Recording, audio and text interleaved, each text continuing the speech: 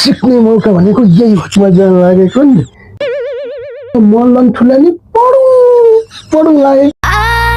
Math सिक्ने भए सबलाई जित्ने भए ट्युसन पढाइदिन्छु बेलुका घरमा आए। ओहो सिक्ने मौका भनेको यही हो। केटु चल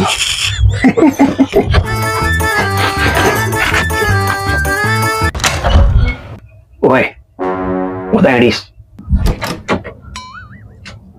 म्याथ सिक्ने भए घरै आऊ भनेपछि जानु परेन। म त गणित सिक्न जान्ला हो। अब यसलाई के आइडिया लगाउने होला त? पोहोरमा त गाउने हो त। ओहो योभन्दा अगाडि त म यो कन्ट्याक्ट गर्नुपर्छ। यसलाई मास्टर नि भनेपछि त फेरि देख्नै हुन्न।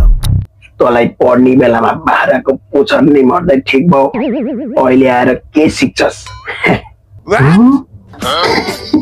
मास्टरनीलाई देखेपछि मास्टरले म्याथ सिक्ने भए घरै आऊ भनेदेखि त मल्लन ठुला नि पढौँ लाग्यो।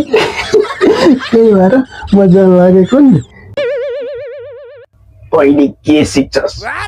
तँलाई त भैँसीलाई कुँडो बनाएको जसरी टम टम टम टम टम टम टम घोलेर होइन कट कट कट कट कट पकाएर बाक्लो बनाएर किताबको झोल हुँदा पनि कहिले पढ्न सक्दैनस् बुझिस्। मास्टरले सिकाउँदैमा तैँले सिक्छस्। चिन्ता नलि भदौको 14 गतेसम्म मास्टरनी पुरै बिजी छिन्। भदौको 15 गते फिल्मको हलमा भेटिन्छ बुझिस्।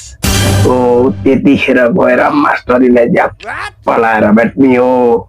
अनि त्यसपछि हिसाब किताब म्याथ स्याप सब सिक्ने हो। हो र?